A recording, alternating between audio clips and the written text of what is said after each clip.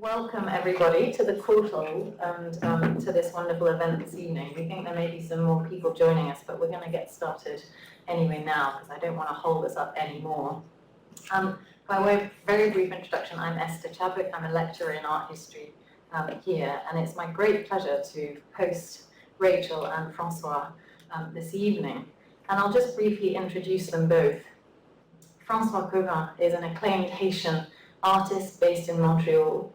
His iconic portrait of Toussaint Louverture, which you see on the screen with the guinea fowl headdress or hat, has been used for the cover of Sudhir Hazareesingh's Black Spartacus, the epic life of Toussaint Louverture, which recently won the Wolfson Prize for history. So this picture in that form has really gone viral, and it's a wonderful, wonderful portrait. Recently, François has completed portraits of Haiti's revolutionary women, including Sanite, Belair and Marie-Jeanne Lamartinière, and we're really excited to hear more about that work this evening. And then Rachel Douglas is a reader in French and comparative literature at the University of Glasgow. She's the author of 2 books, Making the Black Jacobins, C.L.R. James and the Drama of History, with Duke University Press in 2019, and Flying Haitian and Rewriting, a work in progress with Lexington Books in 2009. Her research focuses on Caribbean literature, history, film, visual art, and archives, and particularly around Haiti. She's been awarded research fellowships from the Leverhulme Trust, the Royal Society of Edinburgh and Arts and Humanities Research Council, as well as grants from the British Library Endangered Archives Programme and the Prince Claus Fund. So again, we're really honoured and thrilled to have you both here in conversation. And François and Rachel have been brought together through the Glasgow Knowledge Exchange Fund. So the Courtauld, I believe, is just one stop on a kind of multi-venue roadshow. The final stop. This is the final one. This is the final, the culmination of this great roadshow. And you've been speaking at the Houses of Parliament, at Oxford, in Scotland at the National Gallery in Edinburgh, and in Glasgow as well. We're really pleased to have you here for this final event in conversation on visions of the Haitian Revolution's rebel women and men. So will you please offer them a very warm welcome.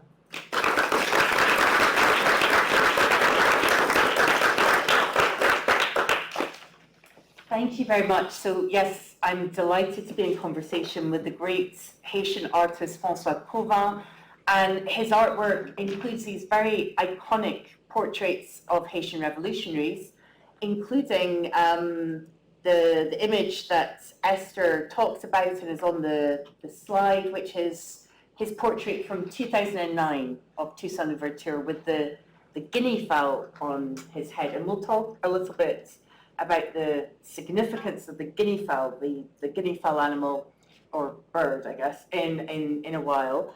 But one thing I wanted to say is that this all started when I met François in Montreal back in March, and he told me, there's going to be a digital exhibition at the National Portrait Gallery in London, and they're going to show Toussaint Louverture, and then I wrote to Lucy Peltz, who's here present, and Jennifer Richards, and they said yes, and I think it's going to be launched very soon, like in 2 or 3 weeks. It's going to be on our website first, and then installed in the galleries in the near future. In the near future. Having some logistical issues, but the intention is that. But it's very exciting, and it's going to run for a minimum of 5 years, I think. So this is very very exciting as well. So that was I think the whole impetus for the trip. So it's great that we have people here from the National Portrait Gallery. So and links to that project. So, but thank you very much to everyone for coming. And we're also very, delighted to see everybody in the audience, but particularly Nicole Wilson, and our title for today's talk riffs on her Femme Rebelle, which looks at Haiti's rebel women. So very inspired by her, and François, because they're very much underrepresented, I think, particularly the women of the Haitian Revolution. And at the end, we'll hopefully talk about François's plans for the future, because I think there are plans to increase the army of revolutionary women and men.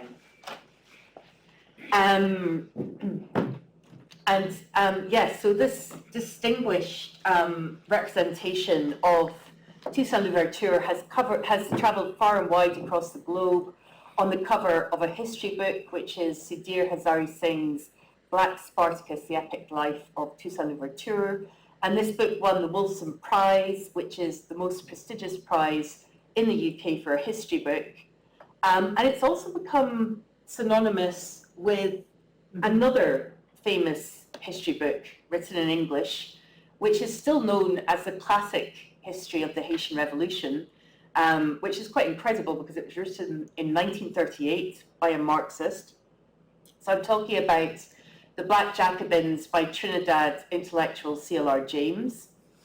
And Cauvin's work, and we have here as well Charles Forsdick, who was one of the editors of this volume, The Black Jacobins Reader from 2017.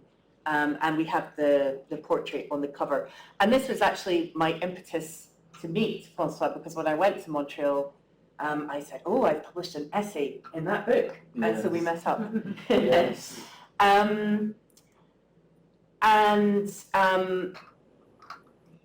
And so, yes, so we're delighted to show you as well. I mentioned the women, that he started to focus on the women of the Haitian Revolution who played an extremely important role, but who have tended to be overlooked until fairly recently with Nicole's important project, and then also François's portrait. So this is Sanite Belair on your right, and on my, would that be my left, Marie-Jeanne Lamartinière. So we'll talk a little bit more about them, and I think this is the first time, because it's very recently that François has finished the portrait of Marie-Jeanne Lamartinière in Montreal, just before he came to the UK. So François and I are going to talk about, yes, women, and then, yeah, I wanted to talk about the great importance of the visual in Haiti. And these are a form of public transport called tap-taps.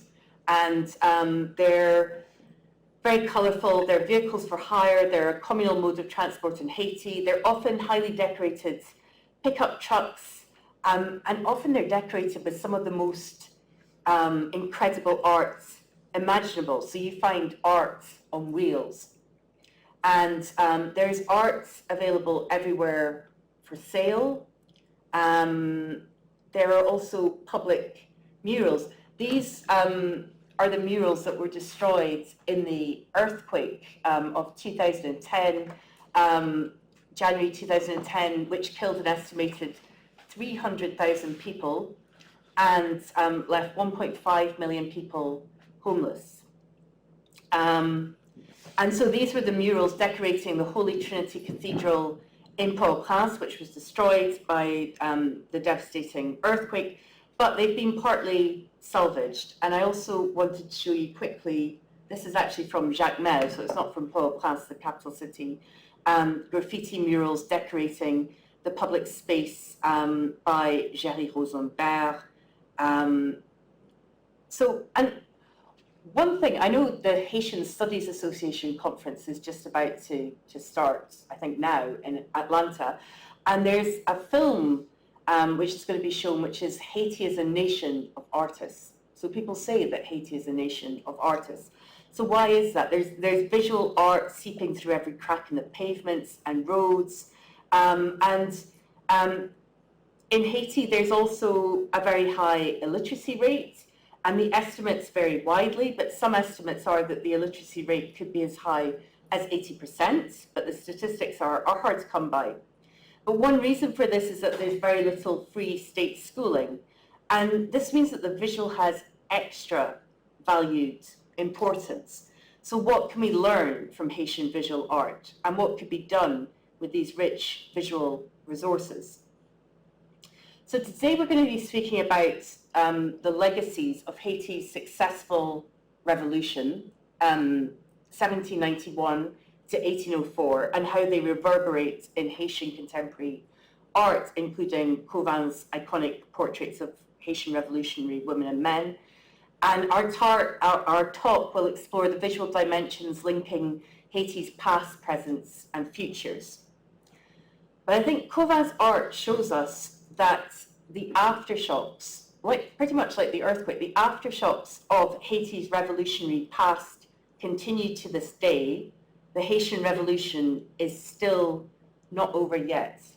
So I wanted to ask you, François, a little bit about your family connections to the Haitian Revolution. And maybe we can start by saying that one of your ancestors was André Rigaud, who was actually the sworn enemy of Toussaint Louverture.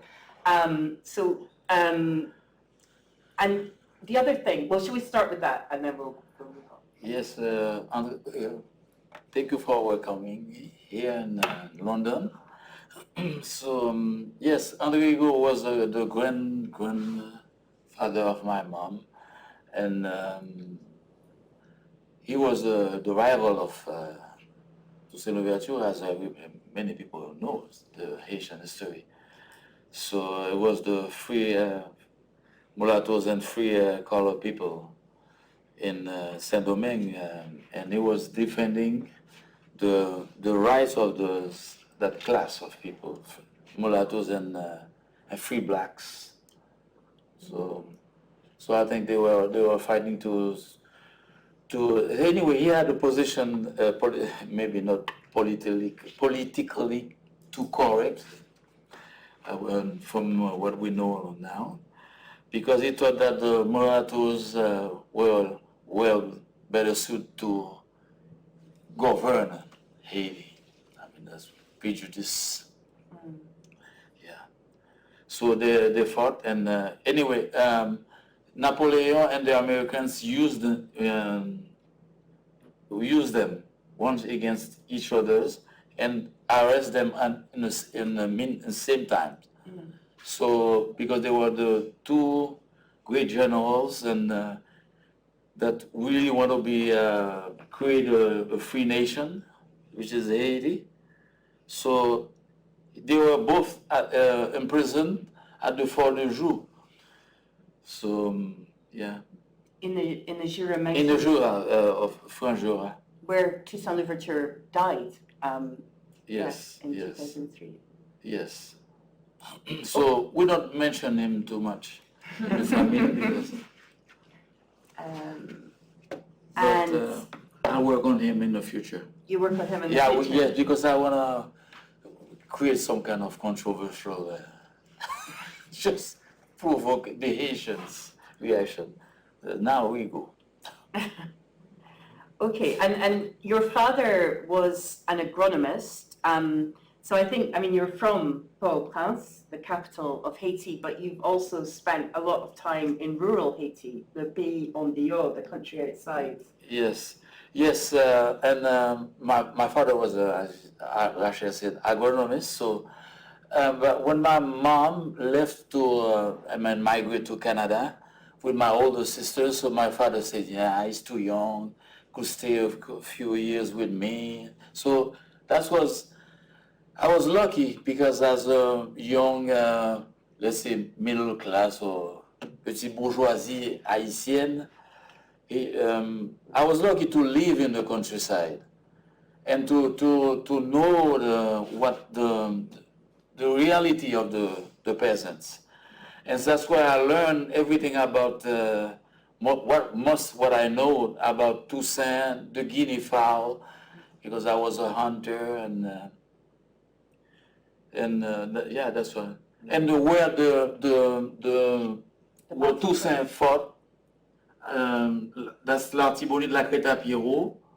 That fort, yeah, we will talk about that a bit later. Mm-hmm.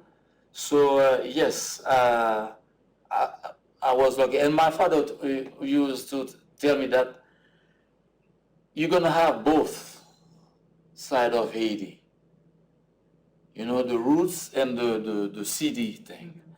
So I'm still thanking him for that, because without this, I would be maybe a painter, but to paint this, that type of painting, you have to grow up and live. I used to live in La Couleuvre, where he lost. Castle site, yeah. Yeah, his last fight against General Leclerc was leading the French troops to reestablish slavery in the Saint-Domingue, in Haiti. So yes, so you've got this intimate knowledge of some of the battle sites like Créteil-Pierrot, and you spent a month living here at the Citadel Yes, Lafayette another luck again. in the early Yes. 1980s, I think. Yes, Um, and I was sleeping there. That's where you're sleeping. Ah. Yes, and the swallows passing through the forts, because the windows are still open. No more windows, so swallows and bats.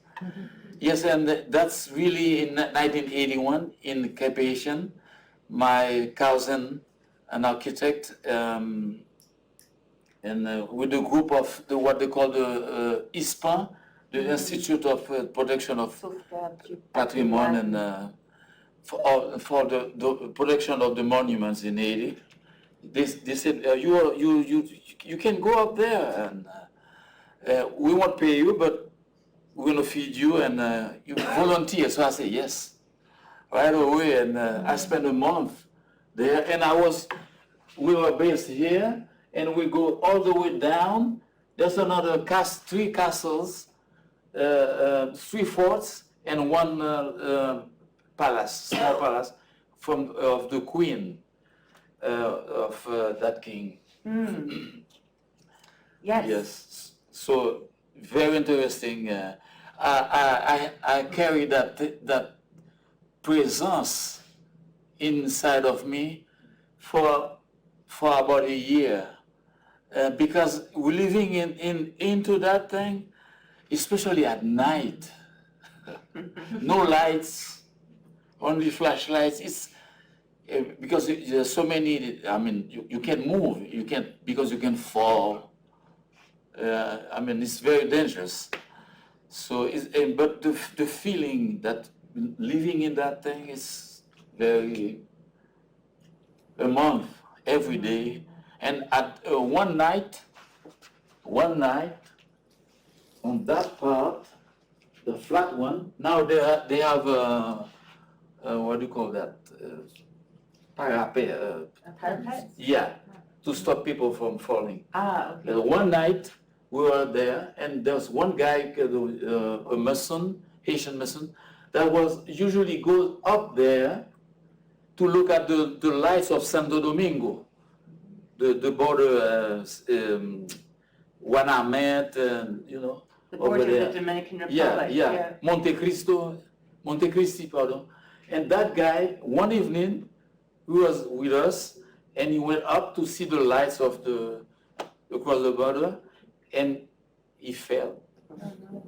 And he died. I think it's 45 meters. So that cast of ambiance in the because there are so many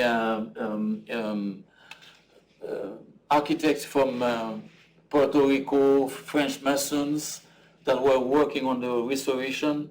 So the ambiance, the general ambiance after that incident was very special, heavy. So everybody was working, but so now you know that there is real danger there. Yes. So the Citadel Lafayette, and I realize there are people in the audience who know this much better than I do, but it's a large early 19th century mountaintop fortress situated in northern Haiti, which was built by Haiti's one and only king, Henri Christophe. That's also St. So this is Henri Christophe. And this was actually, because one of the interesting things with Toussaint Louverture is that we're not quite sure what the likeness of Toussaint Louverture was like, because there's no portrait from his lifetime. So you had to reimagine Toussaint Louverture, and you had to reimagine particularly the women of the Haitian Revolution too. Yes, indeed.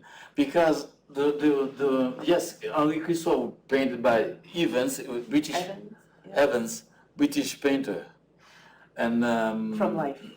Yeah. Yeah. So then we have a good idea of, even Rigaud had a good portrait in lithograph, a woodcut or something like that.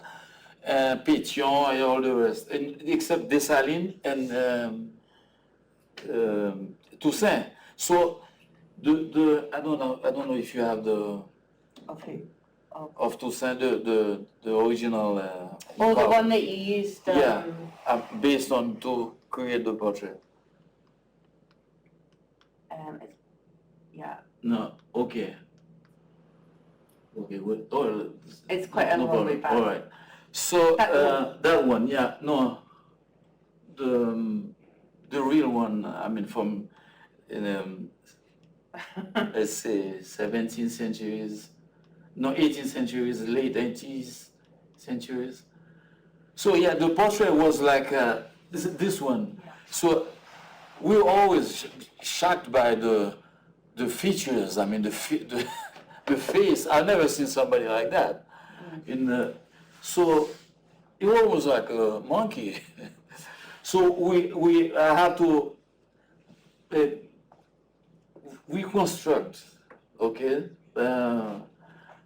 They say that he had a prognatism.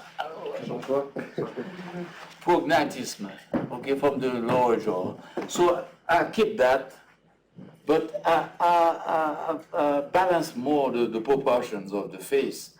So this way I say, well, let's reappropriate it. Give him a more human face, features and proportions. Okay. Let's go back. Christophe, okay. And yes, I was going to speak about the Citadel Lafayette, and it's a UNESCO World Heritage Site. It's often called the eighth wonder of the world. I know there are a few contenders for what the eighth wonder of the world is. And building began in 1804. It took 13 years, and it involved the labor of 200,000 people, formerly enslaved people. And the site also includes the palais, the Palace of Sanssouci, which was the royal residence, and it's a historic ruin which was partially destroyed by another earthquake, Haiti's 1842 earthquake. And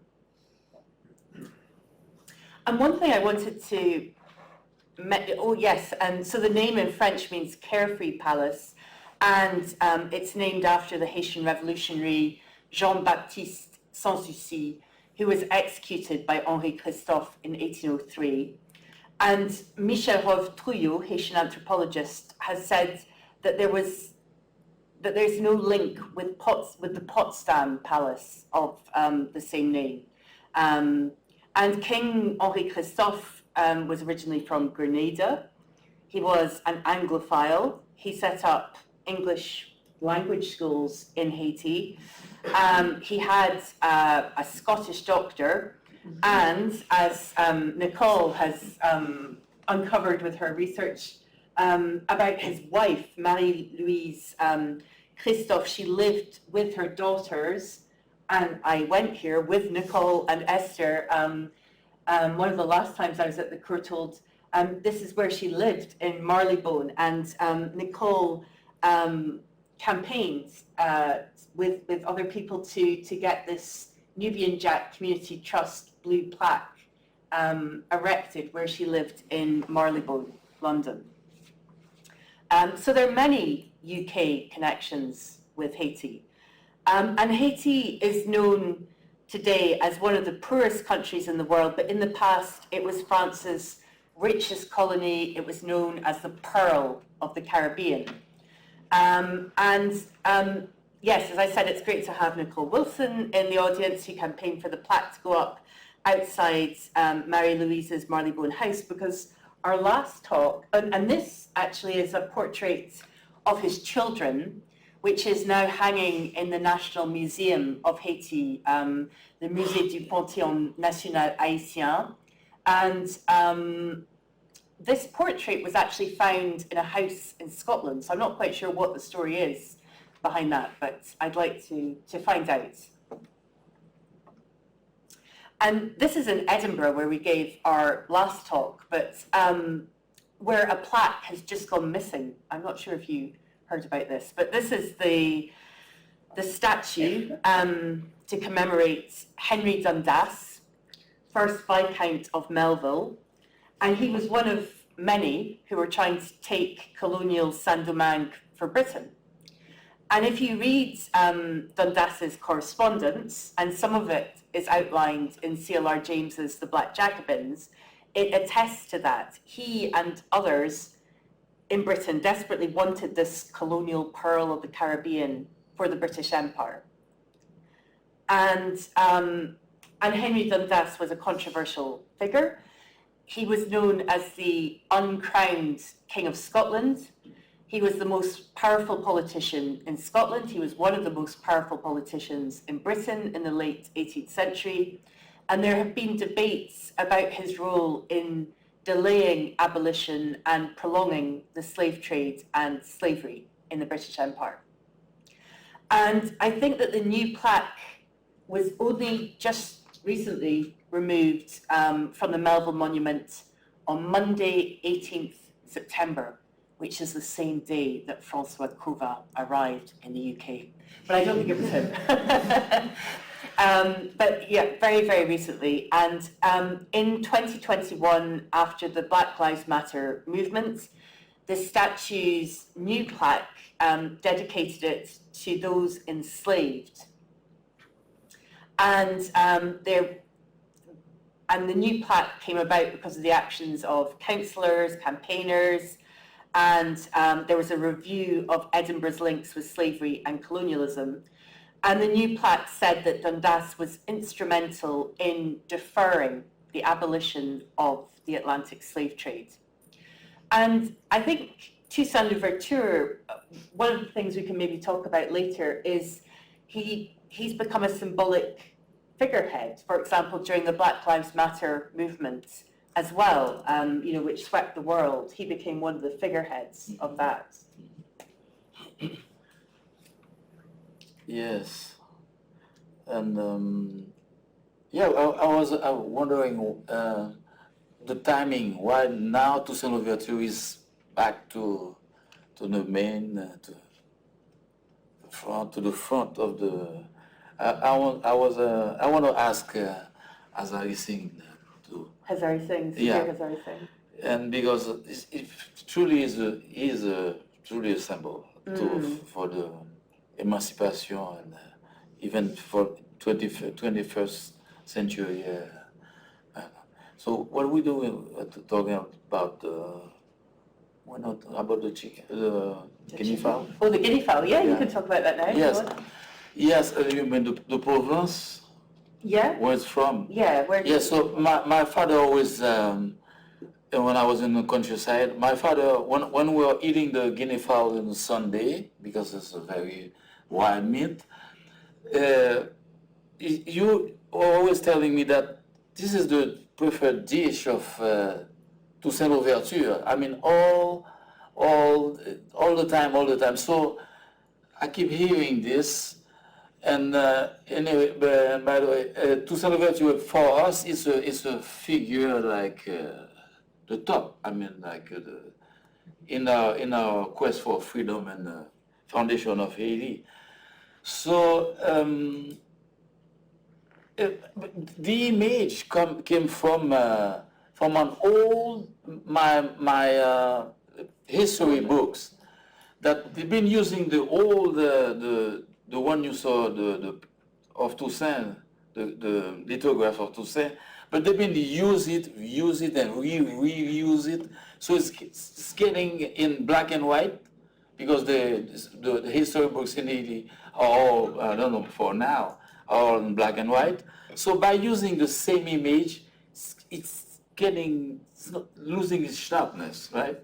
So it always make me think about the shape of the guinea fowl, you know. So and it was until maybe something like 30 years after 2009, I decided to paint that painting. I said, I'm gonna try it. So and that's it. And the painting is doing his journey.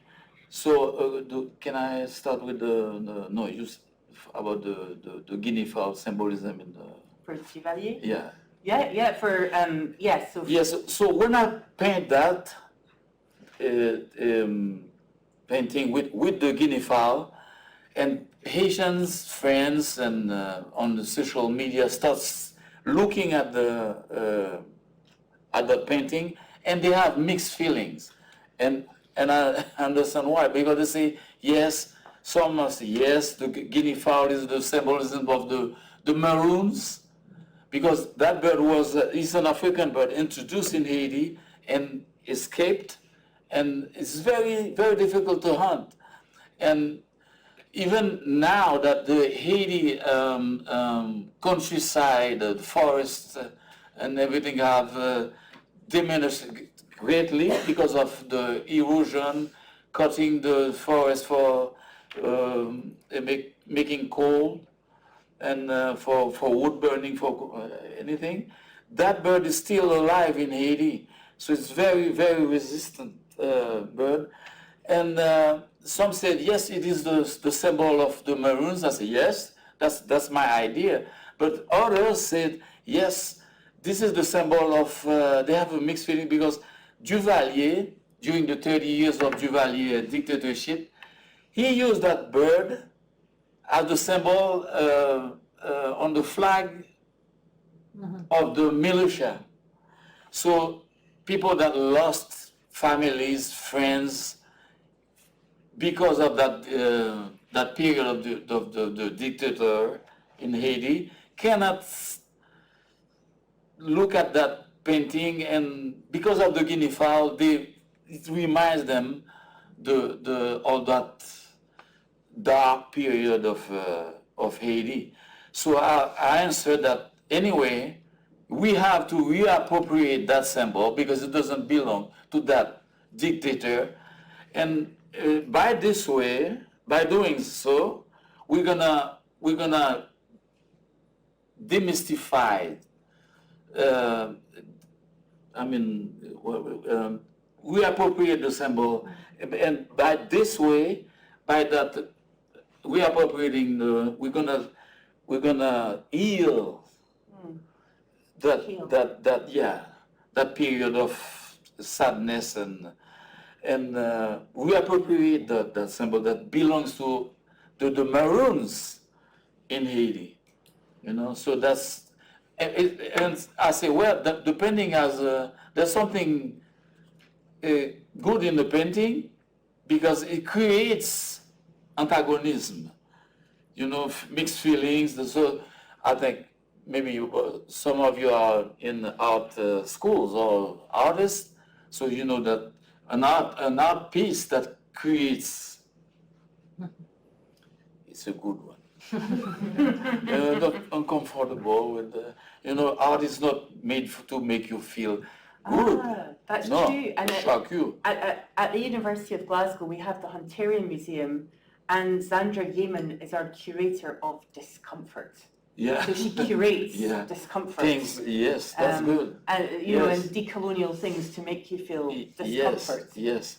So the same idea for the painting of the Haitian revolutionary women, same thing. And okay. Okay, so I think it's this kind of doubly decolonial aspect of your artwork, I think, is important to underline, because you're at the same time reimagining the colonial representations of Louverture and also the Duvalierist use of, for example, the guinea fowl by the Haitian dictator Duvalier, for whom it was also a fetish animal. And I guess we should maybe also say something about what's happening in Haiti right now, and perhaps the importance of decolonizing representations of Louverture is increasing with the current plans for a new foreign intervention force, because on Monday, I think that was voted in the United Nations Security Council. So, which approved a one-year deployment of a multinational armed force to Haiti to be led by Kenya. So Kenya had previously pledged to send 1,000 police officers to Haiti, and other countries have pledged troops as well. And the country has seen an escalation in armed gang violence, kidnappings, assassinations, rapes. But there is a long history of outsiders harming Haiti, including the UN and the US, harming Haiti through, for example, foreign interventions. And the UN occupied, there was a UN stabilization mission from 2004 to 2017, and they were the ones responsible for introducing the deadly cholera in October 2010 after the earthquake, from which I think 9,000 people died, 800,000 people were contaminated, so it was the most deadly outbreak. There was also a UN sexual abuse scandal. There was the US occupation of 1915 to 1934. And I think, François, one of your family, your namesake, François Cauvin, was killed. My grandfather. Your grandfather? Yes. And by the Marines. By the Marines. Yeah. Well, can I say a few words? Mm-hmm. Yeah, on my father's and grandmother's side, Cauvin family, and they were always involved in politics, laws. The first one was Jean-François Cauvin. He was a general in the mid-19th century. He wrote the first, Jean-François Cauvin, he wrote the first law, let's say, books about the military law, martial courts and everything. The first one, Jean-François Cauvin, his son, my grandfather, was a lawyer too. So we had a law firm in the family, the Cauvin family, and Victor Cauvin was a senator and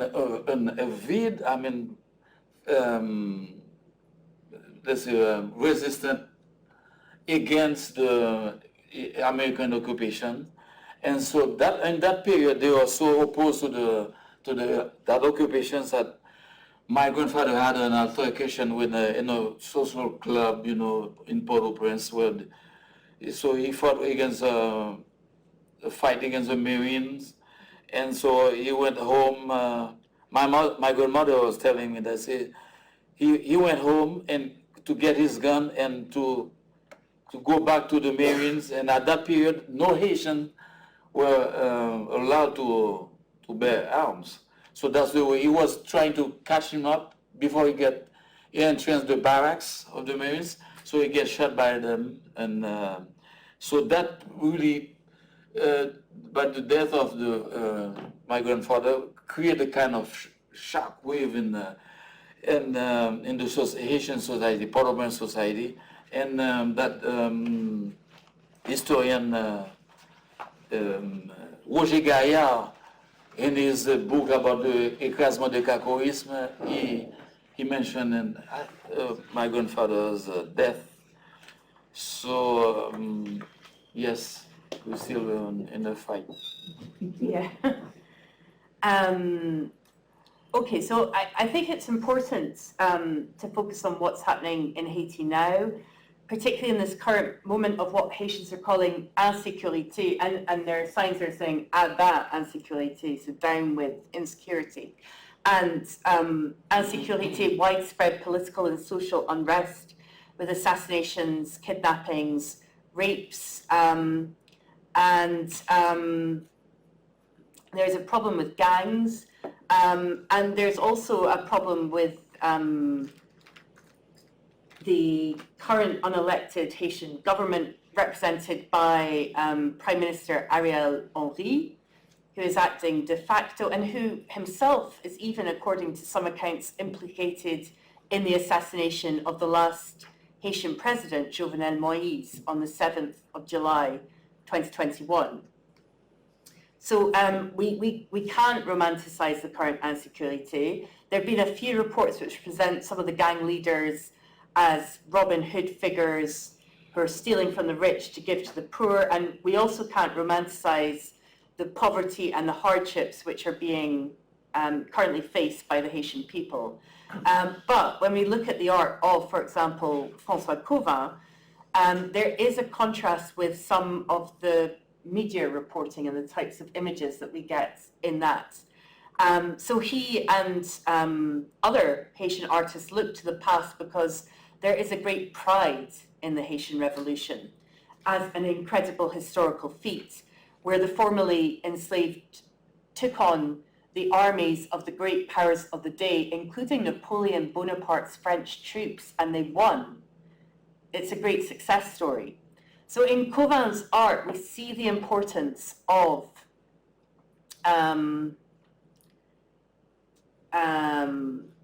dignified self-representation from a Haitian point of view.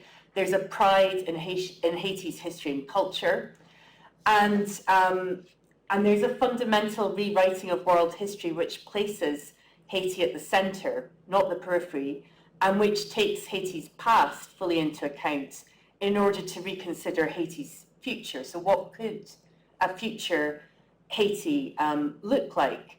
And one thing we could maybe talk a little bit about is the style of your painting, because there's a style of, a kind of traditional style of painting in Haiti, which is often called, and I don't like using the term, but naive or primitive art. And in that style, there's often an abundance of ripe fruit and green, lush vegetation, flora and fauna. And also in your art, actually, there's a lot of nature.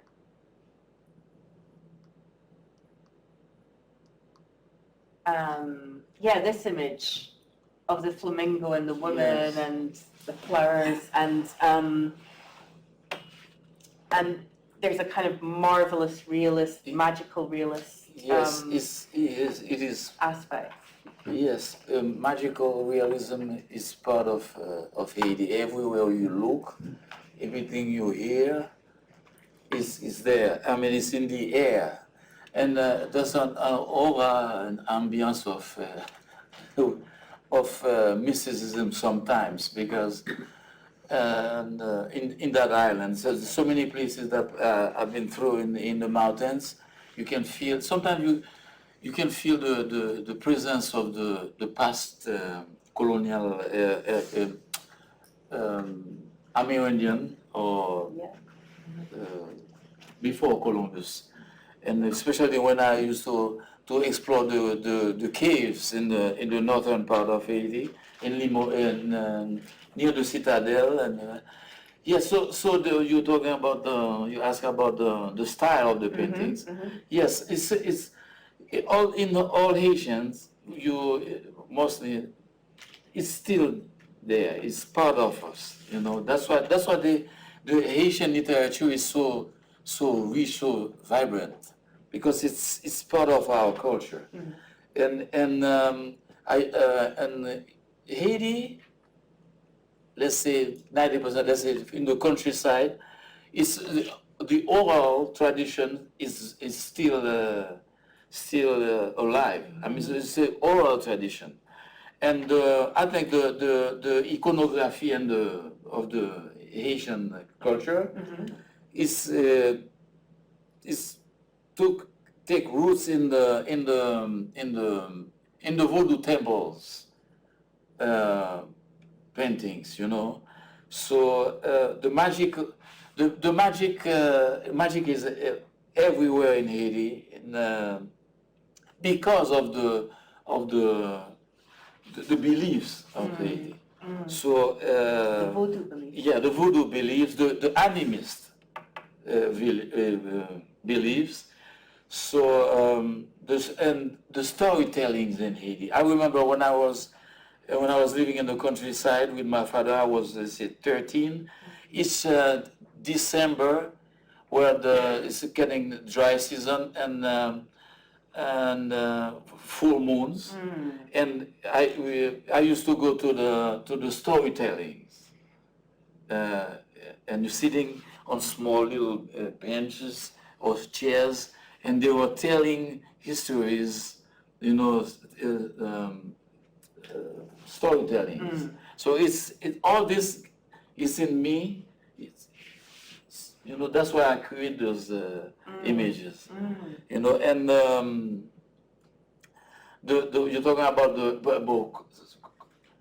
When it comes to the style, the way I paint is because of my educations. You know, so it's a mix of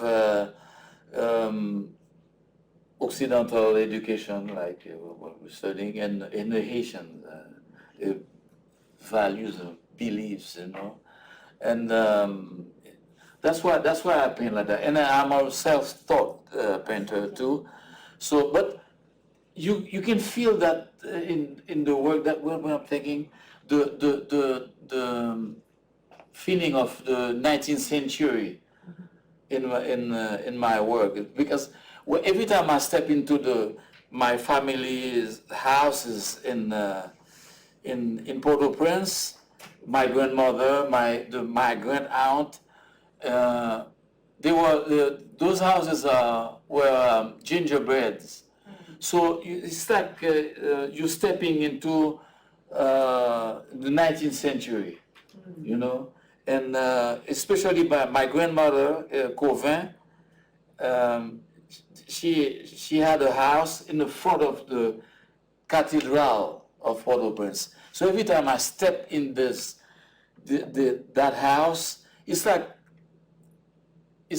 stepping into Garcia Marquez Woman. You know, it's everything, the clocks, the chairs, the stories about the ghost of the 19th centuries. So it's there, you know. And my grandmother, she inherited the colonial plantation in near the lake of the Lac Azuei, near Port-au-Prince. So we used to go on vacation there. So it's like stepping into 19th century. So that's why the paintings are like that, the colors and the feeling. And yeah, they're always telling the stories that old houses in wood, gingerbread, how at night you're going down the steps and you feel somebody, a ghost going up.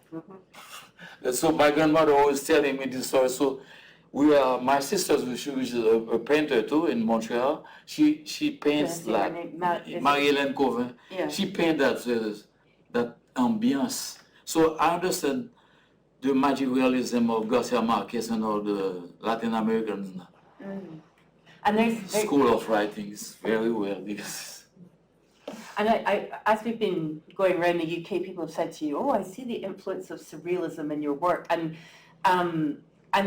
yes, this idea of marvelous realism or magical realism has a very Haitian trajectory, because André Breton, the kind of father of surrealism, came to Haiti, gave some very influential lectures, and then the generation of 1946, which included writers like Jacques Roumain and Jacques-Stéphane Alexis, and others, and then there was the ousting of Elie Lescaut, and Breton was like, oh, there's the ousting of a of a president in Haiti because of me. And Alejo Carpentier, The Kingdom of This World, is about there's the building of the Citadel, and there's Macandal, who transforms into a mosquito or a fly, and Jacques-Stéphane Alexis wrote, outlined the marvelous realism of Haitians in 1956, and would then be assassinated by François Duvalier in 1961. But yeah, I just wanted to mention that marvelous realist tradition in Haiti. And in the same times, we will introduce the if you want the women. See, I'm getting tired after weeks of that war about the Lamartinière. Yes, Marie-Jeanne Lamartinière. And yeah, let's talk about the women.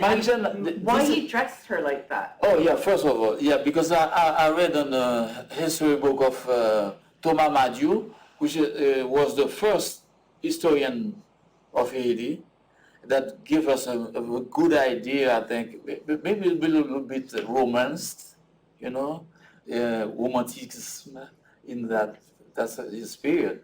But he described the way she was dressed, and it's a Mamelouk dress, uniform from the Napoleon Bonaparte Mamelouk army, which was created after the campaign of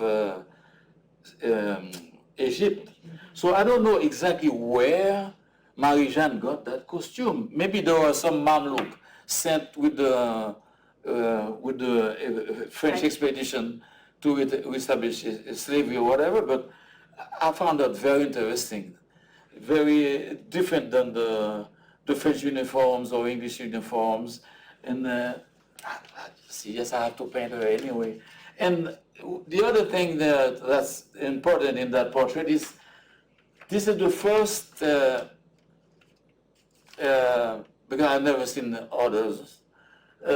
Marie-Jeanne Lamartinière was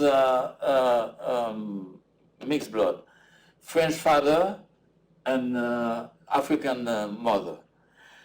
But throughout history, especially that during the period of Duvalier, and which is the period of the Noirisme, because since the independence of Haiti, the mulattoes were leading, because they were all they went all to school because of the French white fathers.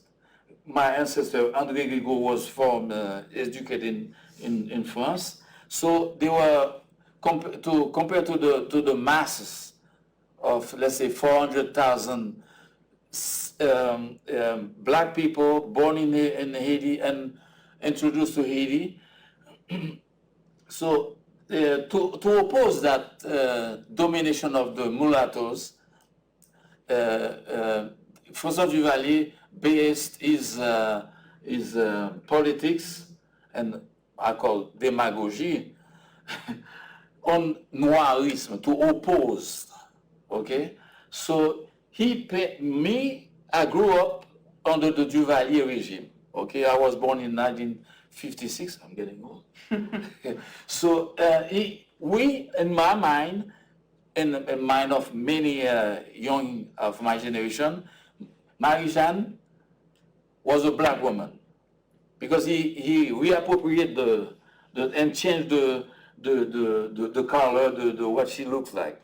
But me, I paint her approximately the way she might look in the real life. So this is, for me, this is the way to fight and to demolish all because that color problem, we're talking about the decolonization, decolonization of Haiti. We have to go through this.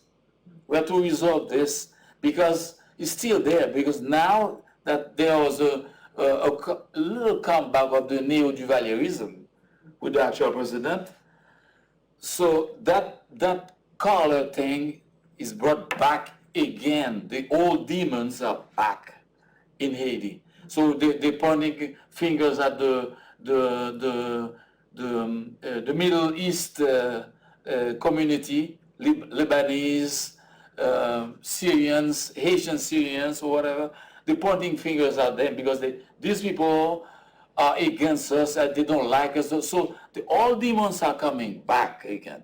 So I'm fighting all that madness because we're in a very, very delicate and dangerous situations like 1791, and the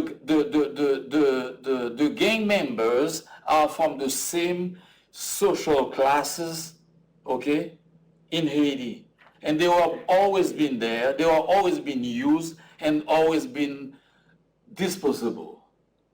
You know, it's like a perfect circle. You know, yeah. So that's why I paint her like that. And everybody, some people always they say, well, we didn't imagine her like that. I said, fine. So, and because of you, it will stay. You know, because the more I show it, out of Haiti, the more you're helping putting it, you know. In people's imagination. Yes, exactly. Because if I stay in Haiti, those do. But by let's say expose it to other people all around the world, so it will give you some kind of legitimacy, you know.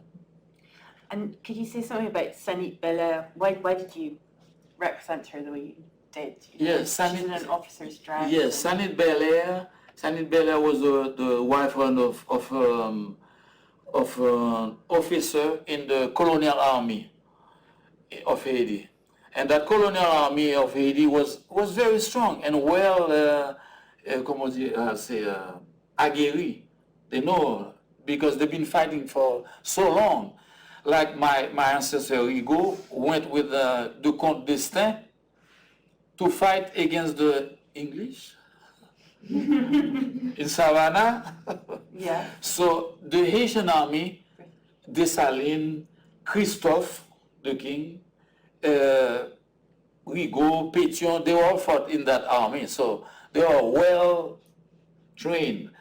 So her husband was an officer. So when they find out that Napoleon Bonaparte sent those troops in Haiti to reestablish slavery, so they took up arms. But I think it was too early because the Haitian troops were getting ready, but they wasn't sure. That's what Toussaint also, they wasn't sure about the intention of Napoleon. But when they found out, and they took up arms rapidly, you know, and they were captured by Haitian troops, by Dessalines. That's all the antagonism in the Haitian history. They was captured by Dessalines, and maybe he did that to hide his real intention. Some theories say that, you know. And so they were court-martialed and condemned to get shot. So she chose Belair got shot, and what is interesting in that portrait is that for the 19th century period, to have a woman, a black woman, as an officer, because this was a French colonial army. It's not colonial Haitian army, it was the French colonial army, and I don't understand how she managed to become an officer. So she asked to be shot, like everybody knows, and Unblindfolded. yes, and as an officer, because Leclerc, the French general, was about to hang her. She said, no, I asked as an officer to get shot. Yeah. So, and I paint her another aspect. I paint her a central pictures. You know, all of them central, vertical. You know, so it's like the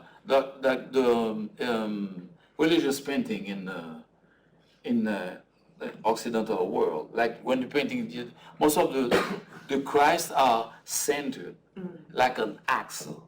That's what I do. I don't do pose like sitting and no. Boom, like a totem. Like we call that in Haiti, potomitan, the central post. They are. In the Vodou Yeah. temple, the Umfo. Yeah. Yes. So these women are the, well, and Yeah. and Toussaint as well. Exactly. The Potomitan. Exactly. Okay. So that's behind the idea. And for the Toussaint, you see, he's in a shade, right? It's for me that way. If I put painted eyes expression, facial expression, I would lose the mystery. So and that mystery is what we represent what Toussaint maybe would bring to Haiti if he had time to rule Haiti, to lead Haiti to freedom. So we don't know exactly and what Haiti, actual Haiti, would look like, you know. So that's I keep the kind of, you know, mystery in the personage. This way, because we don't know, so I keep in the shadow. And the aureole, maybe it's a scent as the halo. the halo, Yeah. or maybe it's the moon. But in the Haitian African Haitian beliefs, all the ancestors that passed away may become saints to guide us. So I try to condense all the symbolism to get, everything in one